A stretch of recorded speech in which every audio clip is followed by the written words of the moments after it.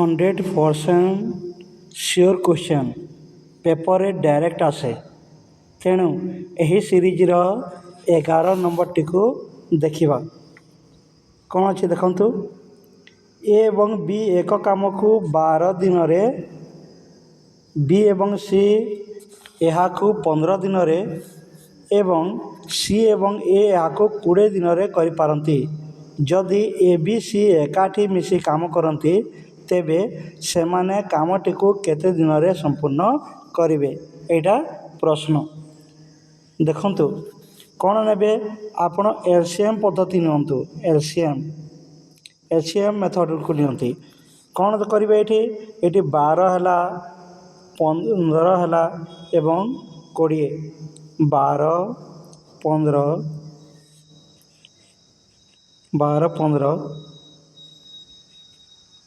20।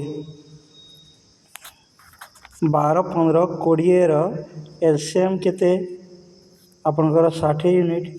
ଏଇଟା 60 ୟୁନିଟ୍। ଏହାର ଯଦି କାର୍ଯ୍ୟଦକ୍ଷତା ଦେଖିବେ, ଏ ପ୍ଲସ୍ ବିର କାର୍ଯ୍ୟଦକ୍ଷତା ଏଫିସିଏନ୍ସି କେତେ? ଏଫିସିଏନ୍ସି ଦେଖିବେ ତାହେଲେ କେତେ ହେବ? 60 ବିଭକ୍ତକ 12, ଏ ହେଲା 12 ପଞ୍ଚା 60, 5 ୟୁନିଟ୍। ବି ପ୍ଲସ୍ ସିର ଦେଖନ୍ତୁ କାର୍ଯ୍ୟଦକ୍ଷତା ଏଫିସିଏନ୍ସି କେତେ ହେବ? ଏଇଟା 60 ବିଭକ୍ତକ 15, ଏଇଟା 15 ଚଉଁ 60, 4 ୟୁନିଟ୍। ଏବଂ ସି ପ୍ଲସ୍ ଏର ଯଦି ଦେଖିବେ, କାର୍ଯ୍ୟଦକ୍ଷତା, ସି ପ୍ଲସ୍ ଏର କାର୍ଯ୍ୟଦକ୍ଷତା ଦେଖିଲେ କ'ଣ ହେବ? ସେଇଟା 60 ବିଭକ୍ତକ 20, 20, 30, 60, 3 ୟୁନିଟ୍। ଆପଣ ପାଇଲେ କ'ଣ? ୟୁନିଟ୍ ସବୁ ୟୁନିଟ୍କୁ ମିଶାନ୍ତୁ। 5, 4, 3, ସେଇଟା ହେଲା କେତେ? ସେଇଟା ହେଲା ଆପଣଙ୍କର 5, 4, 9, 9, 3, 12, 12 ୟୁନିଟ୍। ମୋଟ ହେଲା କେତେ? 12 ୟୁନିଟ୍। ଏଇଟାକୁ ମନେ ରଖନ୍ତୁ, 12 ୟୁନିଟ୍। ଆପଣଙ୍କର ଯଦି ଆମେ ଏହି ତିନିଟିକୁ ମିଶାଇବା ତେବେ ପ୍ରତ୍ୟେକ ବ୍ୟକ୍ତି 2 ଥର ଗଣା ହେବେ। 2 ଥର ଗଣା ହେବାର ଅର୍ଥ କ'ଣ? ଏଇଟା ହେଇଯିବ ଆପଣଙ୍କର କ'ଣ? 2 ଇଣ୍ଟୁ ଏ ପ୍ଲସ୍ ବି ପ୍ଲସ୍ ସି। ଏଇଟା ତାହେଲେ ଏଇଠି କେତେ ହେଲା? ଏଇଟା ହେଲା ଆପଣଙ୍କର 5 ଯୋଗ 4 ଯୋଗ 3, 12 ୟୁନିଟ୍ ଆମେ ଟୋଟାଲ୍ କରିଛେ। ଏବେ ସମୟ ବାହାର କରନ୍ତୁ। ସମୟ ଅର୍ଥ କ'ଣ? ମୋଟ କାମ। ସମୟ କେତେ ନେବ? ସମୟ ସେଇଟା ହେଲା ମୋଟ କାମ ବିଭକ୍ତ କେତେ? ମୋଟ ଦକ୍ଷତା। ଏଇଟା ମୋଟ ଏଫିସିଏନ୍ସି। ଆପଣଙ୍କର ମୋଟ କାମ କେତେ? 60। ଏଫିସିଏନ୍ସି କେତେ? 6, 6, 10, 60। ଏଇଟା 10 ଦିନ ଯେଉଁଠି ଅଛି ଆପଣ ସେଇଟା ଉତ୍ତର ହେବ। କେଉଁଠି ଅଛି ଦେଖନ୍ତୁ, କେଉଁଠି ଅଛି 10 ଦିନ ଦେଖନ୍ତୁ। ଏଇଟା ହେଲା ଆପଣଙ୍କର ସି ଅପସନ୍ଟି ଏକୁରେଟ୍ ଆନ୍ସର୍ ହେବ। ଆପଣ କହିବେ ନା ଆଉ ଅତି ସହଜରେ ମୁଁ ଏହି ପ୍ରଶ୍ନଟିକୁ ସମାଧାନ କରିବି। ଏଇଆ ଯଦି ଆପଣ ଭାବୁଛନ୍ତି ତାହେଲେ କ'ଣ କରିବେ? ସିଧା ଦେଖନ୍ତୁ, ଏଲସିଏମ୍ ଆପଣ ଜାଣିଗଲେ। ସମୟ ବାହାର କରିବାର ଫର୍ମୁଲାଟି କ'ଣ? ସମୟ ବାହାର କରିବାର ଫର୍ମୁଲାଟି କ'ଣ? ଟାଇମ୍ ଇଜିକାଲ୍ ଟୁ କ'ଣ? 2 ଇଣ୍ଟୁ ଏଲସିଏମ୍ ଡିଭାଇଡ଼େଡ଼ କ'ଣ ହେବ? ଏଲସିଏମ୍ କ୍ୱୋଟିଏଣ୍ଟସ୍ ସମ୍। ଏଇଟା ହେବ। ଏଇଠି କ'ଣ ଅଛି? 2 ଗୁଣ ଏଲସିଏମ୍ କେତେ? 2 ଗୁଣନ ଏଲସିଏମ୍ କେତେ? 60 ବିଭକ୍ତକ କେତେ ହେଲା? ସେଇଟା 5, 4, 3 ଦକ୍ଷତା ବାହାରିଥିଲା। ଏଇଟା ହେଲା 60 ଦୁଣି 120। ଏଇଟା 5, 4, 9, 9, 3, 12, 12 କେ 12 କରନ୍ତୁ 0, 10 ଦିନ। ଏଇଟା ମଧ୍ୟ ଆପଣ କରିପାରିବେ। ନେକ୍ସଟ ପ୍ରଶ୍ନଟିକୁ ଯିବା ବନ୍ଧୁଗଣ। ନେକ୍ସଟ ପ୍ରଶ୍ନଟି କ'ଣ ଅଛି ଦେଖନ୍ତୁ। ନେକ୍ସଟ ପ୍ରଶ୍ନଟିର ଅଛି ଦେଖନ୍ତୁ, ଆପଣ ଯଦି ଏଲସିଏମ୍ ଜାଣିଛନ୍ତି ତାହେଲେ ମନେ ମନେ ଭାବିକି ଏଇଟା ବାହାର କରିଦେବେ। ଏଲସିଏମ୍ ହେଉଛି କେତେ? 60 ଆଉ ମୋଟ ଦକ୍ଷତା କେତେ? 5, 4, 9, 3, 12 है ना। এইটা ଆପଣ ବାହାର କରିବେ 60 ଡିଭାଇଡେଡ଼ 6 ହେଲେ ସେଇଟା ବାହାରିଯିବ କେତେ ଆପଣଙ୍କର 10 এইটা ବାହାରିଯିବ। ନେକ୍ସଟ ପ୍ରଶ୍ନକୁ ଯିବା 12 ନମ୍ବର ପ୍ରଶ୍ନ କ'ଣ ଅଛି ଯଦି ଏ ଏବଂ ବି ମିଶି ଏକ କାମକୁ 20 ଦିନରେ ଶେଷ କରିପାରନ୍ତି 20 ଦିନରେ ଶେଷ କରିପାରନ୍ତି ବି ଏବଂ ସି ମିଶି 10 ଦିନରେ ଏବଂ ସି ଏବଂ ଏ ମିଶି 12 ଦିନରେ ଶେଷ କରିପାରନ୍ତି ତେବେ ଏ ବି ସି ମିଳିତ ଭାବେ ସେହି କାମକୁ କେତେ ଦିନରେ ଶେଷ କରିପାରିବେ ଏଇଆ ପ୍ରଶ୍ନ। ଆପଣ ସିଧାସଳଖ ସେଇ ଏକା ମେଥଡ଼କୁ ନେବେ ଲସାଗୁ ମେଥଡ଼କୁ ଏଲସିଏମ୍ ମେଥଡ଼। ଏଇଠି ଦେଖନ୍ତୁ ଏଲସିଏମ୍ କେତେ ଏଇଠି ହେଲା 10 12 20 10 12 ଏ ତିନୋଟିର ଏଲସିଏମ୍ କେତେ ଏଲସିଏମ୍ ହେଲା ଆପଣଙ୍କର 60 ୟୁନିଟ୍। ମୋଟ ଦକ୍ଷତା କେତେ ଏ ବିର ମୋଟ ଦକ୍ଷତା ଏଫିସିଏନ୍ସି କେତେ ବା ଦକ୍ଷତା କେତେ ଏଫିସିଏନ୍ସି ଯଦି ଦେଖିବେ ସେଇଟା ହେଲା 60 ବିଭକ୍ତ କେତେ 20 এইটা 0 0 कर 2 3 6 କରନ୍ତୁ এটা ହେଲା 3 ୟୁନିଟ୍ ପର୍ ଡେ। এইটা ବିସିର ବାହାର କରନ୍ତୁ ବି ପ୍ଲସ୍ ସିର ଏଫିସିଏନ୍ସି ଦକ୍ଷତା କାର୍ଯ୍ୟ ଦକ୍ଷତା କେତେ ସେଇଟା ହେଲା 60 ବିଭକ୍ତ କେତେ 10 0 0 କାଢ଼ନ୍ତୁ ଏଇଠି ହେଲା କେତେ 6 ୟୁନିଟ୍ ପର୍ ଡେ। ଏବଂ ସି ପ୍ଲସ୍ ଏର କରନ୍ତୁ ଏଫିସିଏନ୍ସି ସେଇଟା କେତେ ହେବ 60 ବିଭକ୍ତ 12 12 5 60 5 ୟୁନିଟ୍ ପର୍ ଡେ ଏଇଟା ବାହାରିଗଲା। ଏବେ ସମସ୍ତଙ୍କୁ ମିଶାନ୍ତୁ କେଉଁଟା 2 ଇଣ୍ଟୁ ଏ ପ୍ଲସ୍ ବି ପ୍ଲସ୍ ସି ଏଇଟା କରନ୍ତୁ ସେଇଟା କେତେ 3 ପ୍ଲସ୍ 6 ପ୍ଲସ୍ 5 ସେଇଟା ହେଲା 6 5 11 3 14 ୟୁନିଟ୍ ପର୍ ଡେ এইটা। তাহলে এ বি সি কেতে এ প্লস বি প্লস সি কেতে এইটা 14 বিভক্তক কেতে হব 2 এইটা হল 7 यूनिट पर डे। समय बाहर करंतु समय कौन हाँ समय फर्मूला कौन এইটা হল टोटल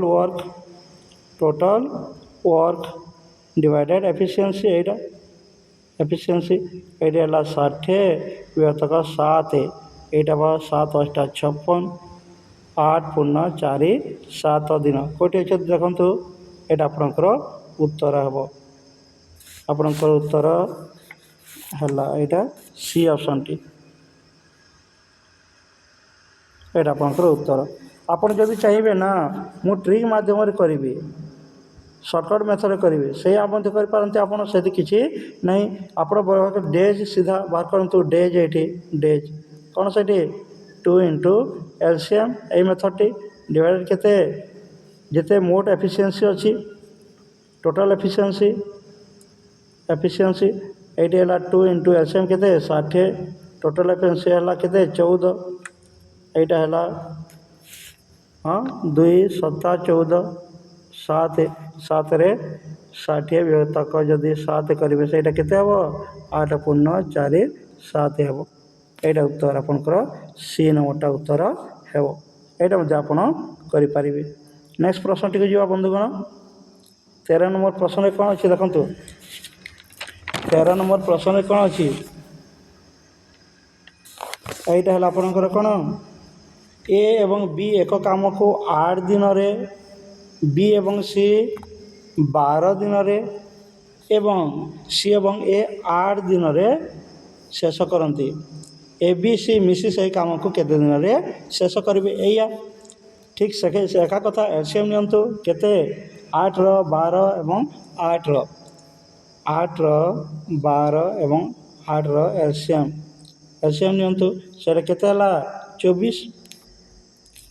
ଦକ୍ଷତା ନିଅନ୍ତୁ ଏ ପ୍ଲସ୍ ବିର ଏଫିସିଏନ୍ସି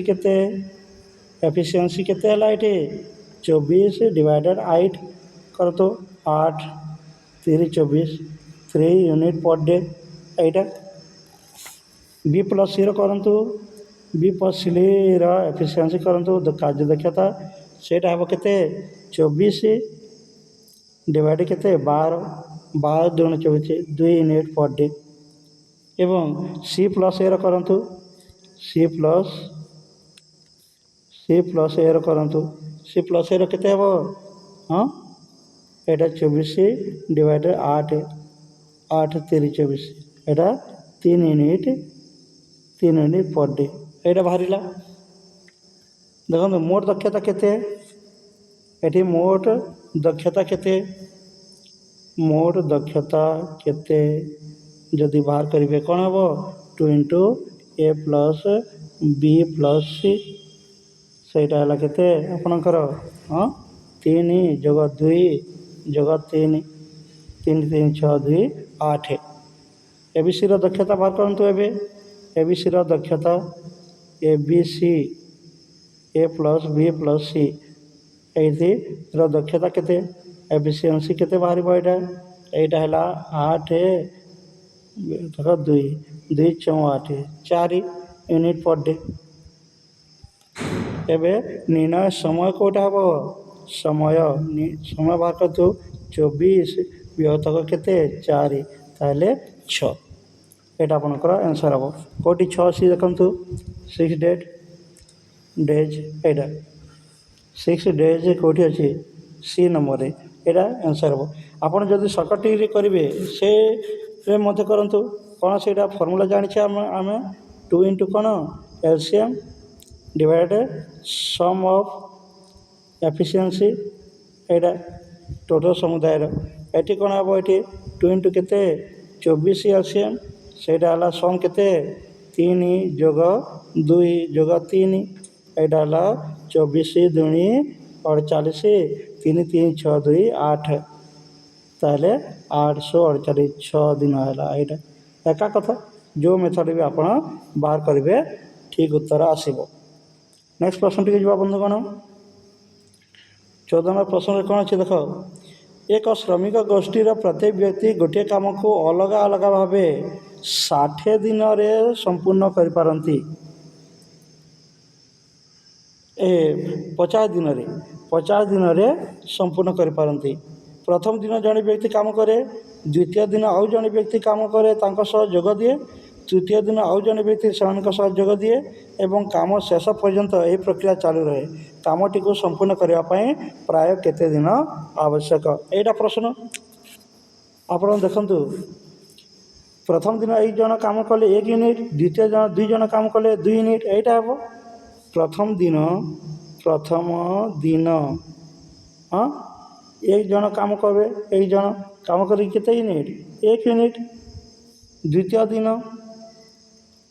दिन 2 जन काम करेंगे केते 2 यूनिट तृतीय दिन हाँ 3 जन काम करेंगे केते यूनिट करेंगे 3 यूनिट यहीपरि भाव में मोट काम 50 यूनिट हवा दरकार यह एक समांतर प्रगति एपी एरिथमेटिक प्रोग्रेसन अटे यार जोगफल परि लगुच यार सूत्र कौन करेंगे यार ये ने कौन n into n plus 1 divided 2 approximately से केते 50 यहाँ कही देखु सूत्र मध्य आप व्यवहार करके बाहर कर पारे कौन n स्क्वायर यहाँ नियंतु एठी नियंतु केते n स्क्वायर एप्रोक्सीमेटली केते 2 इंटू टोटल डेज यहाँ टोटल डेज ये व्यवहार करतु सठी भाव में बाहर एठार केते 2 इंटू केते बाहर यहाँ 50 टोटल डेज से 100 तारे एन स्क्वायर टी जदि 100 एन स्क्वायर टी केते 100 एन केते बाहर कहार वर्ग 100 10 ए मेथड टी नियंतु शीघ्र बाहर करेंगे 10 कौटी अच्छे देखु हाँ बी ऑप्शन रे ऑप्शन को चेक करी मध्य आपण बाहर करेंगे देखु ऑप्शन देखु ये हाँ जदि जोगफल 50 रु सामान्य कम होती जमीक 45 तो परवर्ती बड़ संख्याटी उत्तर हम ये देखो नेक्स्ट प्रश्न को जा 15 नंबर प्रश्न कौन अच्छे बंधुगण देखो ये कौन अच्छे किसी संख्यक लोक गोटे काम को 40 दिन में शेष कर पारती जदि सेठारे आउ 8 जन अधिक लोक थांते तेबे कामटी 10 दिन पूर्वर शेष हो जाता प्रारंभ में सेठारे केते जन लोक थिले आपण ରେସିଓ ମେଥଡ଼କୁ ନେବେ। ଏଠି କେଉଁ ମେଥଡ଼କୁ ନେବେ? ରେସିଓ ମେଥଡ଼କୁ ନେବେ ବନ୍ଧୁଗଣ। ରେସିଓ ମେଥଡ଼ এই ମେଥଡ଼ଟିକୁ ନେବେ। ଦେଖନ୍ତୁ, ଯେହେତୁ କାମ ସମାନ ଅଛି, ଲୋକ ସଂଖ୍ୟା ଏବଂ ସମୟ ମଧ୍ୟରେ ସମ୍ପର୍କ ଓଲଟା ହେବ, ଇନଭର୍ସଲି ପ୍ରୋପୋର୍ସନାଲି ରହିବ। ସମୟର ଅନୁପାତ କେତେ ଅଛି? ଟାଇମ୍ର ରେସିଓ କେତେ? ଦେଖନ୍ତୁ, ଟାଇମ୍ର ଅନୁପାତ ଏଠି ହେଲା କେତେ? 40 ଅନୁପାତ 30। 0 0 କାଟି ଦିଅନ୍ତୁ, ଛୋଟ କରିଦିଅନ୍ତୁ। 4 ଅନୁପାତ କେତେ? 3। ଲୋକ ସଂଖ୍ୟାର ଅନୁପାତ ମେ ରେସିଓ କେତେ? ସମୟର ଓଲଟା, ସମୟର ଓଲଟା। ତେଣୁ ସେଇଟା କ'ଣ ହେବ?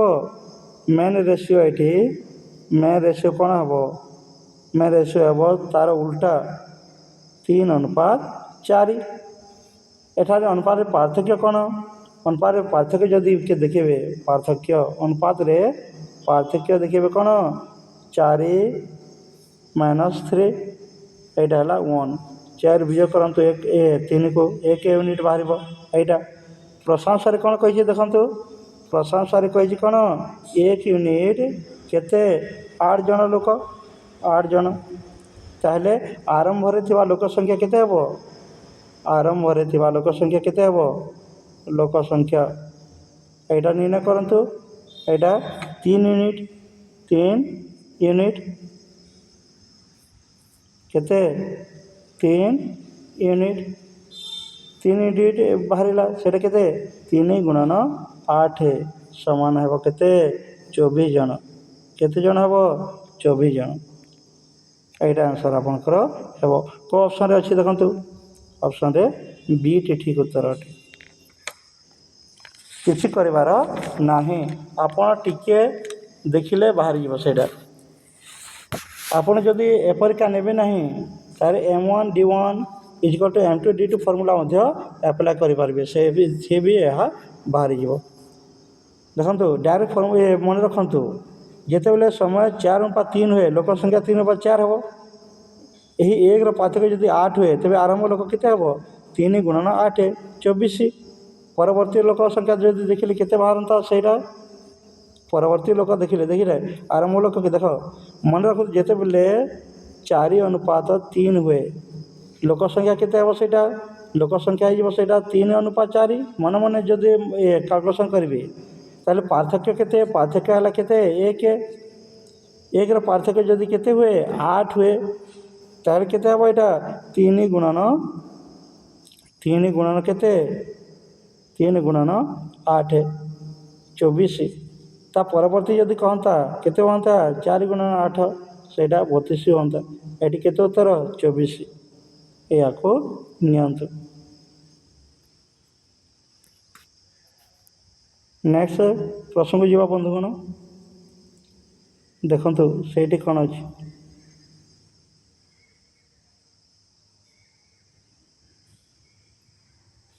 ଷୋହଳ ନମ୍ବର ପ୍ରଶ୍ନ କ'ଣ ଅଛି ଦେଖନ୍ତୁ?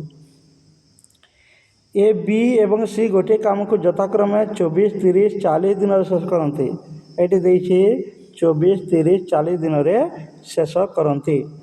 ସେମାନେ ଏକାଠି କାମ ଆରମ୍ଭ କଲେ, କିନ୍ତୁ କାମ ଶେଷ ହେବାର 4 ଦିନ ପୂର୍ବରୁ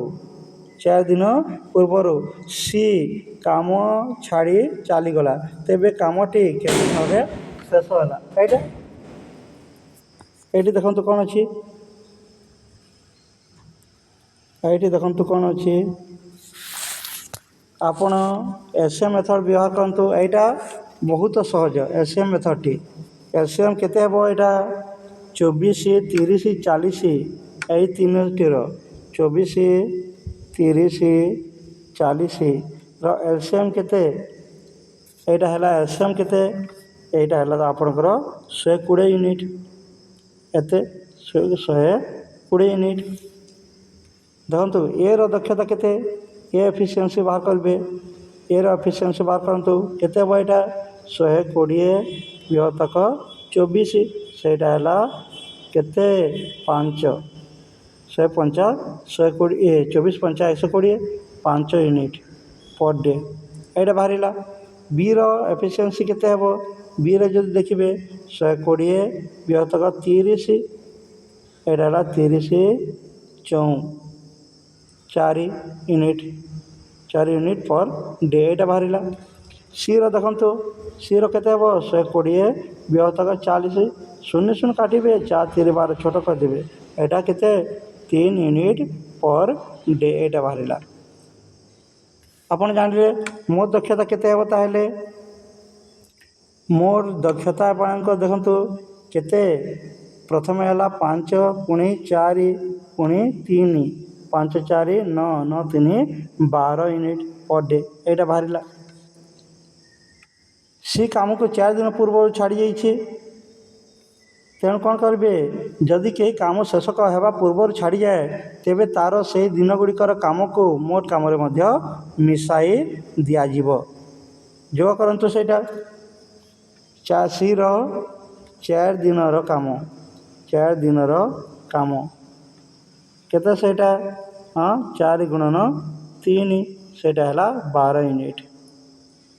ନୂଆ ମୋଟ କାମ କେତେ ହେଲା ଏଠି ନୂଆ ମୋଟ କାମ 120 ଯୋଗ 12 ସେଇଟା ହେଲା 132 ୟୁନିଟ୍।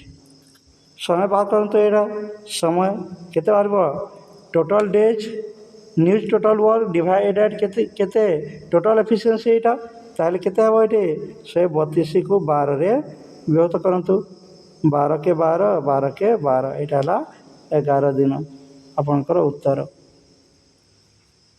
କେଉଁ ଅପସନ୍ରେ ଅଛି ଦେଖନ୍ତୁ 11 ଦିନ ଡି ଅପସନ୍ରେ ଅଛି ଏଠି ଡିଟା କଟିଯାଇଛି ଡି ଅପସନ୍ରେ ଅଛି ଏଇଟା ହେଲା 11 ଦିନ ସଠିକ୍ ଉତ୍ତର।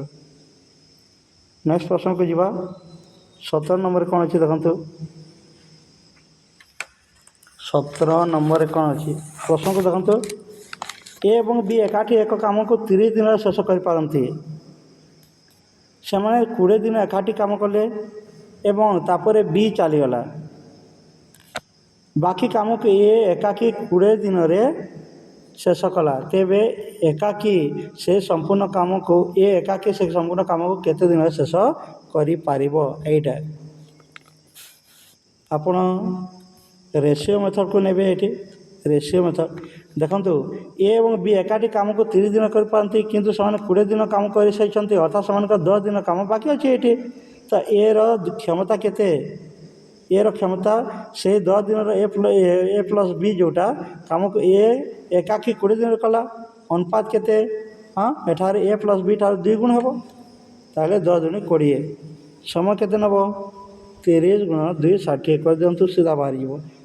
এই মেথডটি କରିପାରିବେ ରିମେନିଂ ୱାର୍କ ମେଥଡ଼ ବି କରିପାରିବେ କେଉଁ ମେଥଡ଼ଟା ନେବେ ଦେଖନ୍ତୁ ରିମେନିଂ ୱାର୍କ ମେଥଡ଼ ନିଅନ୍ତୁ ରିମେନିଂ ୱାର୍କ ମେଥଡ଼ ଆପଣ ଯେଉଁ ମେଥଡ଼ଟିକୁ ନେବେ ଆଉ ମେଥଡ଼କୁ ନିଅନ୍ତୁ କ'ଣ ଅଛି ଦେଖନ୍ତୁ ମନେକର ମୋଟ କାମ କେତେ 1 ୟୁନିଟ୍ ମୋଟ କାମକୁ 1 ନେବେ 20 ଦିନରେ ଶେଷ ହୋଇଥିବା କାମ କେତେ ହେବ 20 ଦିନରେ ଶେଷ ହୋଇଥିବା କାମ କେତେ ହେବ 20 ଡିଭାଇଡେଡ୍ 30 ତାହେଲେ ଏଇଟା ହେଲା କେତେ 10 ଦୁନି 20 10 3 30 2 ଡିଭାଇଡେଡ୍ 3 ବାକି କାମ କେତେ ବାକି କାମ ସେଇଟା ହେଲା 1 ମାଇନସ୍ 2 ଡିଭାଇଡେଡ୍ 3 ସେଇଟା ହେଲା କେତେ 3 1 3 3ରୁ 2 ଗଲେ 1 1ର 3 1 3 କାମକୁ 1ରେ 20 ଦିନରେ କେତେ ଦିନରେ 20 ଦିନରେ ତେଣୁ ସମ୍ପୂର୍ଣ୍ଣ ଏ କାମକୁ କରିବ କେତେ 20 ଗୁଣନ 3 ସେଇଟା ହେଲା କେତେ ଦିନ 60 ଦିନ ଆପଣଙ୍କର ଉତ୍ତର ଆସିବ କିଛି କରିବାର ନାହିଁ ସେଇଟା ହେଲା 60 ଦିନ ଏ ଅପସନ୍ରେ ଅଛି ଦେଖନ୍ତୁ। ନେକ୍ସଟ ପ୍ରଶ୍ନକୁ ଯିବା ନେକ୍ସଟ ପ୍ରଶ୍ନ 18ରେ କ'ଣ ଅଛି ଦେଖନ୍ତୁ ଏ ବି ଏବଂ ସି ଗୋଟିଏ କାମକୁ ଯଥାକ୍ରମେ 30 20 ଏବଂ 10 ଦିନରେ ଶେଷ କରିପାରନ୍ତି 30 20 10 ଦିନରେ ଶେଷ କରିପାରନ୍ତି ଏକୁ ପ୍ରଥମ ଦିନ ବି ସାହାଯ୍ୟ କରେ ଏବଂ ପରଦିନ ସି ସାହାଯ୍ୟ କରେ ଏହିପରି ଭାବରେ ସେମାନେ ପର୍ଯ୍ୟାୟକ୍ରମେ ଅଲ୍ଟରନେଟଲି କାମ କରନ୍ତି ତେବେ ସମ୍ପୂର୍ଣ୍ଣ କାମଟି ଶେଷ ହେବା ପାଇଁ କେତେ ସମୟ ଲାଗିବ ଏଇଟା ଆମର ପ୍ରଶ୍ନ ଅଟେ ଆପଣ ୟୁନିଟ୍ ସାହାଯ୍ୟରେ କରିପାରିବେ ଯେଉଁଟା ଭଲ ଲାଗିବ ସେଇଟା କରିବେ ଆଉ ଦେଖନ୍ତୁ ଏଲସିଏମ୍ ଆପଣ ଜାଣିଛନ୍ତି ମେଣ୍ଟାଲିଟି କରନ୍ତୁ ଏଠି ଏଫିସିଏନ୍ସି କେତେ ଏଇଠି ଏଇଠି ହେଲା 2 2 3 6 ଦକ୍ଷତା ହିସାବରେ। ପେୟର ସମ୍ କେତେ ନେବେ? ପେୟର ସମ୍ ନିଅନ୍ତୁ 2 + 3 ସେଇଟା ହେଲା କେତେ? 5 ଆଉ 2 + 6 ସେଇଟା ହେଲା କେତେ? 8। ସାଇକେଲ କେତେ ହେଇଛି? 2 ଡେଜ୍ର ସାଇକେଲ ହେଇଛି ସମାନ କେତେ? 13। ଏଇଟା ତାହେଲେ ଆପଣ ଯଦି ଏହା କରିବେ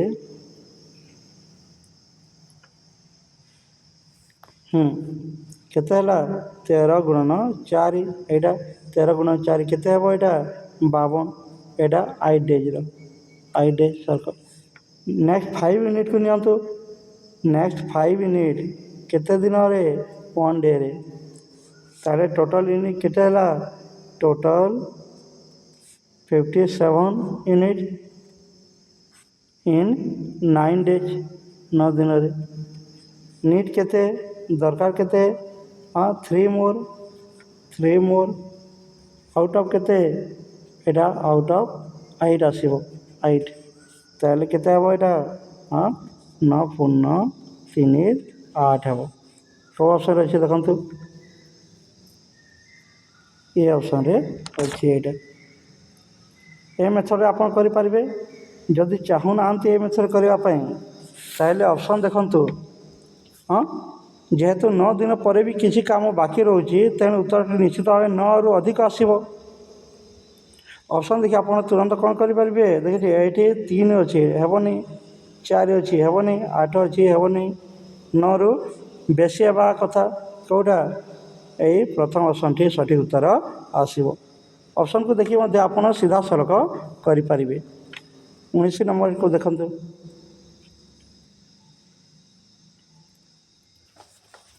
19 ନମ୍ବର ଦେଖନ୍ତୁ। ଏଇଟା ଆପଣ ଡେଜ୍ ସିଧା ବାହାର କରିପାରିବେ। ଏଠି କ'ଣ କହିଛି ପ୍ରଶ୍ନ? ଏ ଏବଂ ବି ଏକ କାମକୁ ଯଥାକ୍ରମେ 28 ଦିନରେ, 28 ଏବଂ 35 ଦିନରେ କରିପାରନ୍ତି। ସେମାନେ ଏକାଠି କାମ ଆରମ୍ଭ କଲେ କିନ୍ତୁ କିଛି ଦିନ ପରେ ଏ କାମ ଛାଡ଼ିଦେଲା ଏବଂ ବାକି କାମକୁ ବି ଏକାକି 17 ଦିନରେ ଶେଷ କଲା। ତେବେ ଏ କେତେ ଦିନ ପରେ କାମ ଛାଡ଼ିଥିଲା? ଏଇଟା ଆପଣ ୱାନ୍ ଲାଇନ୍ ଆପ୍ରୋଚ୍ ଟ୍ରିକ୍କୁ ନିଅନ୍ତୁ। ଡେଜ୍, ଏଇଠି ଡେଜ୍ ବାହାରିବ। ଡେଜ୍ କେତେ? ଟୋଟାଲ୍ ୱାର୍କ ମାଇନସ୍ କ'ଣ ହେବ? ଏଠି ମାଇନସ୍ ବିଚ୍ ଏଲୋନ୍ ୱାର୍କ ଏଇଟା ଡିଭାଇଡ଼େଡ଼ କେତେ? କମ୍ବାଇନ୍ ଏଫିସିଏନ୍ସି, ଯେଉଁ କମ୍ବାଇନ୍ କ୍ଷମତା ଥିଲା, ଏକାଠି ଯେଉଁ କ୍ଷମତା ଥିଲା ସେଇଟା ଆସିବ। ଏଫିସିଏନ୍ସି କ'ଣ ହେବ? ଏଇଠି ହେଲା କେତେ? 140 ମାଇନସ୍ 17 ଗୁଣନ କେତେ? 4 ଡିଭାଇଡ଼ କେତେ ହେବ? ଏଠି 9। ଏଇଠି ହେଲା କେତେ? ଏଇଟା 4 × 7 = 28, 8 4 × 4 = 2 6 140 ବିଯୋଗ କେତେ? 68 ଡିଭାଇଡ଼େଡ଼ 9। ଏଇଟା କରନ୍ତୁ। 140 68 କାଟନ୍ତୁ 72 ହେବ ଡିଭାଇଡ଼େଡ଼ 9 9 72 8 ଦିନ ଲାଗିବ। କେତେ ଦିନ ଲାଗିବ? 8 ଦିନ। ସିଧାସଳଖ ମଧ୍ୟ ଆପଣ ଏଇଟା କାମ କରିପାରିବେ। କେଉଁଠି ଅଛି? 8 ଦିନ ଦେଖନ୍ତୁ। ଏଇଟା ଅପସନ୍ଟା ସଠିକ୍। ନେକ୍ସଟ ପ୍ରଶ୍ନ ଯିବା। 20 ନମ୍ବର ପ୍ରଶ୍ନଟି ଦେଖ କ'ଣ ଅଛି ଏଇଠି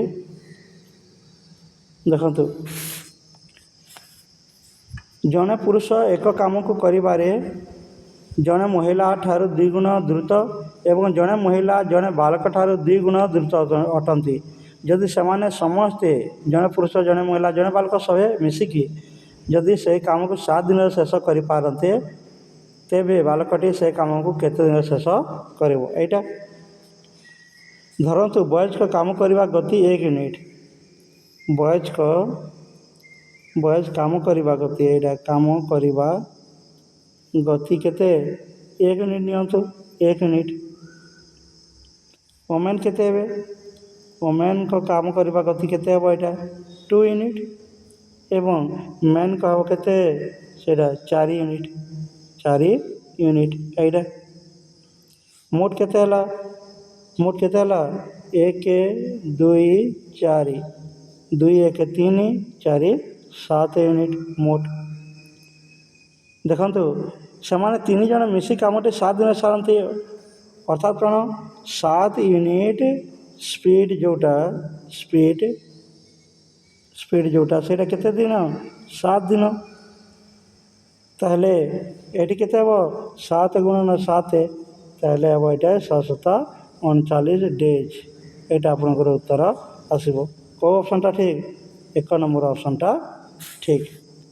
ଆପଣ ଯଦି ଆଉ ସର୍ଟକଟିକରେ ଏହା ବାହାର କରିବାକୁ ଚାହାନ୍ତି କ'ଣ କରିବେ ଦେଖନ୍ତୁ ବଏଜ୍ ରେସିଓ କେତେ ଓମେନ୍ ରେସିଓ ମେନ୍ ନିଅନ୍ତୁ। କେତେ ହେଲା ଏଇଟା 1 2 4 ମୋଟ କେତେ ହେଲା ସେଇଟା 2 କେ 3 4 7 3 ଜଣ 7 ଦିନରେ କରନ୍ତି।